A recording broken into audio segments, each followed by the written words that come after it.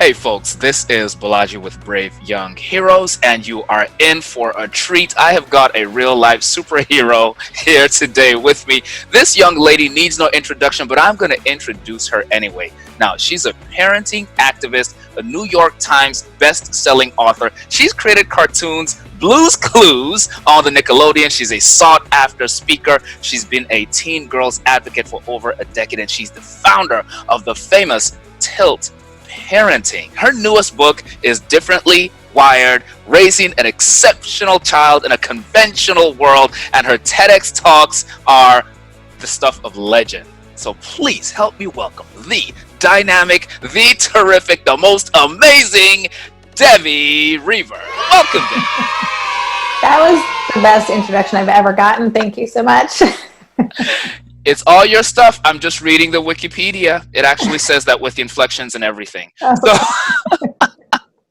welcome. This is a big, big treat for me. I've been a big fan of your work ever since I stumbled on your TED Talk, and then I found the podcast. You and your amazing son, whom we will talk about in just a moment, are really doing a great job advocating for differently abled kids. So I'd like to unpack this for our audience here today. Debbie, what are we talking about when we say differently abled kids?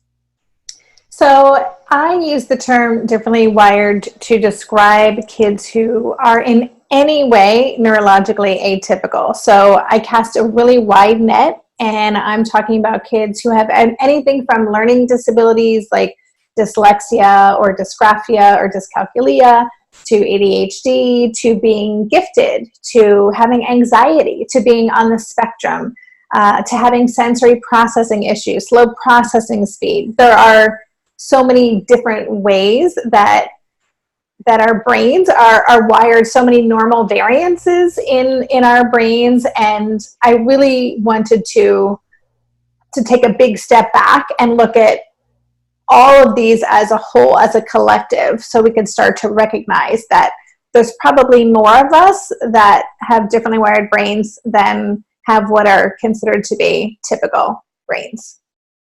That is very interesting, and thank you for the correction. It's differently wired. This is a term that I believe you coined some years ago. I'm not sure I'm the first person who ever said it, but I certainly have popularized it, which has been really cool to see.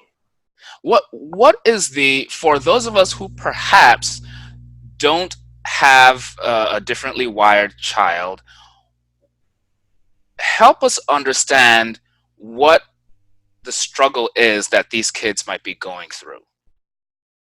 Well, there are a lot of challenges, but when people find my work, and where I really struggled the most is when, kids are kind of in the preschool, early elementary age. And that's at a time when a lot of these kids in some way aren't developing typically. So that might mean that they have delays in their social, emotional maturity. They might not follow social cues the same way. They might not be as coordinated. They may have trouble following directions and organizing things in their brain. And so when our kids are really little, it all can kind of fall into the wide range of toddler behavior or things that a really intense kid or a really spirited child. But as these kids start going into preschool and elementary school, where there are more expectations for how they should behave, and these are systems and structures that weren't designed to accommodate the way that these kids show up in the world, that's when the rubber meets the road. Is that the right metaphor? That's when the challenges show up. Yes. Because suddenly you have this child who is behaving in an unexpected way. It always shows up as behavior, which we think is bad behavior. And then we kind of start going down this road of trying to correct something, which is really a child's neurological response to their needs not being met. That's really interesting. And you mentioned several types of differently wiring, ADHD, dyslexia, just as examples, Asperger's, giftedness, anxiety. There's a number of these differences, and they manifest, as you've pointed out, in different ways. Sometimes they might manifest as what people see as antisocial or disruptive, maybe more commonly, Mhm. disruptive behavior. And I imagine that that can be challenging perhaps for the parent who maybe is getting a phone call or a note from the teacher saying your Or child, time. little Bobby or Jimmy or Jane, has disrupted the class Mhm. again. What's that like for the parents? It's so difficult because as a parent, especially if this is your first child, Mm, you know, we don't know what we're doing. I still don't know what I'm truth, doing. truth. I make this up as I go along, but we're reading the same books, getting the same guidance that our friends might be reading, and the approaches they're using, and they're might be having success, and we're not. So we're already feeling perhaps incompetent, or like we're failing as a Mm, parent. There's something wrong with us. In a society where there's so much judgment oh, that yes. happens on other children's behavior, the looks you Yes. get in the Yeah. grocery Yeah. store or whatever, Yeah. when a child is behaving in an unexpected or inappropriate way. And so we're already feeling that way. And that feels really personal to us. And so when we start getting phone calls from school, uh, not only does that exacerbate that, it makes us feel like we're alone in this, that nobody really understands how Wow. hard this is. Wow. Um, that we start to oftentimes really get anxious about the future. Well, gosh, if Mm, if we can't, if we're getting kicked out of this preschool, well, right. what does that mean for elementary? What does that mean for all these ideas I had of what my child's life would be like? Maybe Wow. they won't be able to go to the neighborhood school. Or what's going to happen? So we can, in the moment, feel very overwhelmed and isolated, and beat ourselves up a lot Mm, and feel judged, and so we kind of withdraw more. mm. But beyond that, then we can really get stressed and start really living in a place of fear over The these unknowns future. for our child's trajectory, and that can be a really tough place to be. That man, that is challenging. So you not only as a parent are dealing with the negative feedback, for lack of a better term, from your community about your child's incident, but you're also projecting into the future about the hopes and dreams you have for your child, and that even compounds the sensation more. Yes, because first of all, I just want to say that no parent controls their child, no matter who your child is. They are on their own journey, and Mm, every child is in some way going to not meet the expectations of the parents, hmm. or they're going to kind of go off road at some point from this kind of clear path that we think we're on. And I Right, think when right. you're raising a differently wired child, pretty early on we realized this is a different path. And Wow. I use the metaphor of the path a lot because I talk about us like being more off-road parents, or we have to kind of hack at the brush to kind of clear a Mm, way where there isn't a clearer way. There's no guidebook for what this looks like because every child is so unique. Their needs are so different. What's going to support them is going to look different. It might change from year to year. hmm. So it can really feel overwhelming to recognize, gosh, there really is no manual for how to get this kid from where they are now to a successfully launched adult. Mm, And what's worse, a lot of the systems in place that are designed to support kids, like public schools, hmm. they are not often able to meet this child's needs in the way they need to be met. So what exists is often inadequate for us. So we just feel like pioneers often. And Hmm. so, yeah, it can be very overwhelming. So I want to maybe illustrate a little bit with your journey.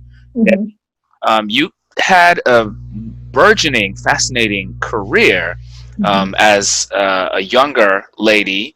working in children's media for UNICEF, Care, Nickelodeon, some really cool stuff Mhm. in the pro social uh, media Mhm. space for kids. Very, very creative work. And then you became a mom and you had this beautiful baby boy Mhm. enter your life. Tell us about Asher. Yeah, so first of all, I used to, a lot of my work, as you mentioned when you introduced me, more recently before I had Asher, was in the teen girl advocacy space. So I was writing books and speaking to teen girls and working with at-risk girls. And so I assumed I was having a girl. And then I found out, oh, okay. So that was one adjustment. Uh, And then, had this child who, from a very young age, was pretty, we recognized, okay, this is an unusual kid. He was very precocious, an early reader, and just not, he was just different, and more intense, and just more in many ways. And so, I had plans for what we thought this was going to look like. And right. at every step along the way, I would get information that would make me realize, okay, I need to take a step back and reevaluate, because this might not be the right fit. And so for us, it was my son has ADHD and he's profoundly gifted. He's had other diagnoses along the way, sensory issues at one point, spectrum. And so it's just been it's been a constant growth journey for me to kind of really try to figure out, who is this kid, like, in the world? What does he need? How will he best be supported in this or that environment? And when he was younger, I kept trying to find a fit. I was Right. like, there has to be the perfect school or place for this kid. There has to be. It has to exist. And Yes. so I did what I could to find that, and also to get him the kind of support that I thought would help him fit more into these other systems and structures. And we tried that for a few years, and it just wasn't working. He Mm, was not thriving at all. mm, Our family was not in good shape, because there was a lot of stress. I was stressed out. My husband and I were not on the same page, and we were on the same page in many ways, but not in terms of our understanding about what needed to happen, mhm, mhm. to support our family. And we ended up, when Asher had just turned 9, we had an opportunity to move abroad, and we took that opportunity. And at that point, we decided, let's try homeschooling. Nothing else has worked. We had Wow. been kind of asked to leave 2 schools, and Mm. a third been told this isn't a good fit. And this So was by the time Asher was 9. yeah, he had just finished 2nd grade. Oh my. Yeah. Oh my. So I very reluctantly agreed with a friend who's an educator, who said, Debbie, this is a kid who deserves to be homeschooled. Like, Wow. he deserves that. He's incredibly bright, and he's curious, and he loves to learn, and he's starting to lose that love of learning. Wow. And I recognized that. And so we started homeschooling, and I ended up homeschooling him for 6 years. Mm. So, and it was incredible. It ultimately took our whole family where we needed to get to, and helped us kind of just completely change our lives and change Asher's trajectory. And it's just been fascinating, but it wasn't an easy road. Wow. Well, Debbie, man, I really empathize with you on this journey that you've gone through, and it's so heartwarming and encouraging to see how you found ways to help both Asher and your family thrive. But I'd love to spend maybe a moment more on that period, maybe a long period of struggle, because there are probably a lot of parents that are in the middle of that right now and they can't see the light Mm-hmm. at the end of the tunnel. I mean, I don't know what that might be like to have plans for yourself, your career, your family, and then to overnight have this individual that you love more than anything in the world basically say all those plans need to be put to the side. Mm-hmm. I mean, Yeah. we're human. Mm-hmm. Yeah, I mean, I will say again, my husband and I had different experiences because I was